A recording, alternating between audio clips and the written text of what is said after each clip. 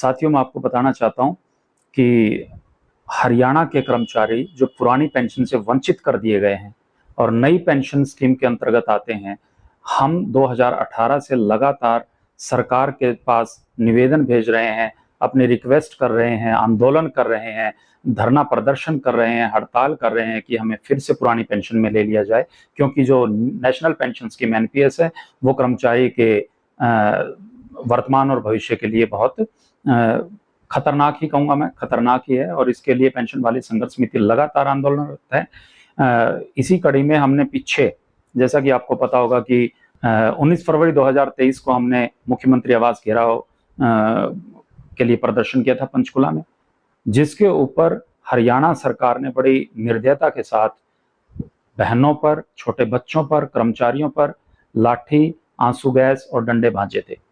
उसके बाद भी हरियाणा का कर्मचारी अपने अधिकार के लिए संजीदा है, आज भी एकत्रित हैं, इकट्ठे हैं और आज भी हम आंदोलनरत हैं। उसी कड़ी में हमने अभी जींद में 11 फरवरी 2024 को पेंशन संकल्प महारैली का आयोजन किया। लगभग 50,000 की संख्या के साथ हम एक बहुत अच्छी रैली जींद के अंदर करके आए हैं। लेकिन बावजूद इसके बार बार ज्ञापन देने के बाद, बार बार रैली प्रदर्शन करने के बाद भी हरियाणा सरकार के कान पर जूं नहीं रेंग रही है।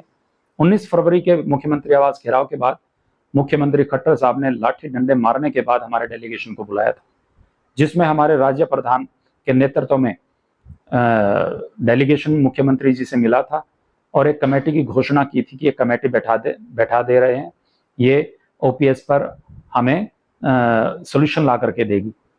आज तक मुख्यमंत्री जी द्वारा बैठाई गई वो कमेटी उठ नहीं पाई है, मतलब उसका कोई 1% भी हमारे सामने उसका कोई सुझाव, कोई मशवरा, कोई सुधार नहीं आया है।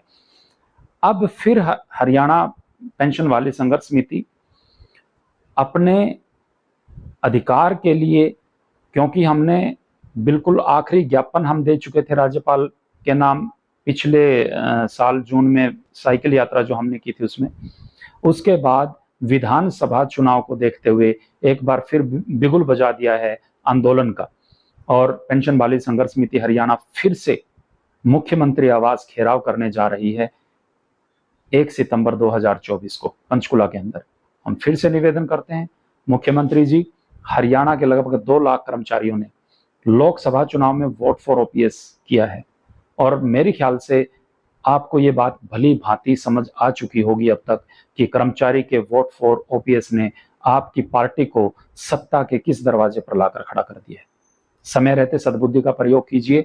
हरियाणा का कर्मचारी आज भी आपकी पार्टी की खिलाफत नहीं कर रहा है, आज भी आपकी सरकार की खिलाफत नहीं कर रहा है। हरियाणा का कर्मचारी वोट फॉर ओपीएस के लिए कटिबद्ध है। वोट फॉर ओपीएस जो हमें ओपीएस देगा, हरियाणा का 2 लाख कर्मचारी अपने परिवार के साथ उस राजनीतिक पार्टी को सत्ता में काबिज होने के लिए वोट देगा। तो हमारी जो हमारा संवेदनशील मुद्दा है, बुढ़ापे का जो हमारा सहारा है, उसको आप समझिए और पुरानी पेंशन समय रहते विधानसभा इलेक्शन से पहले बहाल कर दीजिए। आपकी कैबिनेट की मीटिंग चल रही है, प्रस्ताव लेकर आइए। 1 सितंबर का जो मुख्यमंत्री आवास घेराव का कार्यक्रम है, हम आपको आश्वस्त करते हैं कि आप हरियाणा के कर्मचारियों की तरफ देख करके पुरानी पेंशन बहाल कीजिए। हरियाणा का कर्मचारी उसी 1 सितंबर 2024 को आपके लिए धन्यवाद रैली में परिवर्तित कर देगा और वोट फॉर ओपीएस के जरिए फिर से आपको सौभाग्य प्राप्त होगा कि आप हरियाणा की राजनीति में फिर से सत्ता में काबिज हो सकते हैं। धन्यवाद। सर, अब तक तो सरकार की बिल्कुल ही नकारात्मक मंशा है। कोई हमें पॉजिटिव जवाब आज तक इस सरकार के किसी भी नुमाइंदे से किसी भी स्तर पर नहीं मिला है, लेकिन फिर भी हम आश्वस्त हैं, आशावादी हैं, क्योंकि सरकार के कर्मचारी हैं, सरकार से ही मांगेंगे। हम बार बार धरने प्रदर्शन जो करते आए हैं, बहुत अनुशासन में रहते हुए और बहुत ही शालीनता के साथ धरने प्रदर्शन किए हैं, आगे भी हम करते रहेंगे। लेकिन इस बार इस सत्ता में बैठी राजनीतिक पार्टी को यह समझना होगा कि ये कर्मचारी अपना हक लिए बिना अब पीछे कदम रखने वाला नहीं है। या तो हमें ओपीएस दे दे और हमारे वोट ले ले, अदरवाइज हम वोट फॉर ओपीएस करके पेंशन ले लेंगे, पेंशन तो पक्की लेंगे। मैं आपको बताना चाहूंगा आपके चैनल के माध्यम से कि 1,87,000 हरियाणा का कर्मचारी आज पुरानी पेंशन से वंचित है और एनपीएस नामक बीमारी से पीड़ित है। और ये सारे का सारा कर्मचारी उठ खड़ा हुआ है अपने अधिकार के लिए। तब तक नहीं रुकेगा, तब तक नहीं डटेगा जब तक पुरानी पेंशन नहीं मिल जाती।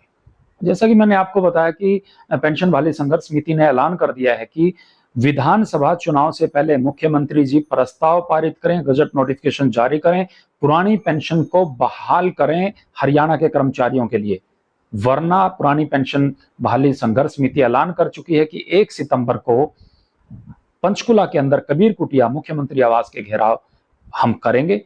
लाखों की संख्या में कर्मचारी अपने बच्चों और परिवार सहित वहां पर जाकर के बैठेंगे।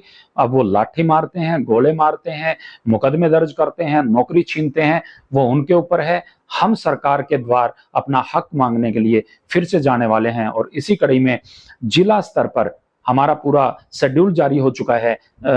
जिला स्तर पर पेंशन आक्रोश मार्च निकाला जा रहा है, जिसके अंतर्गत 21 जुलाई को हिसार का कार्यक्रम हम करने जा रहे हैं पेंशन आक्रोश मार्च के नाम से। पंचकुला की अगर बात करें तो 1 लाख से ज्यादा कर्मचारी अपने परिवार के साथ वहां पहुंचने वाला है। लेटेस्ट वीडियोस के लिए अभी सब्सक्राइब करें A1 हरियाणा को और प्रेस करें बेल आइकन ताकि सभी अपडेट्स आपको मिले सबसे पहले।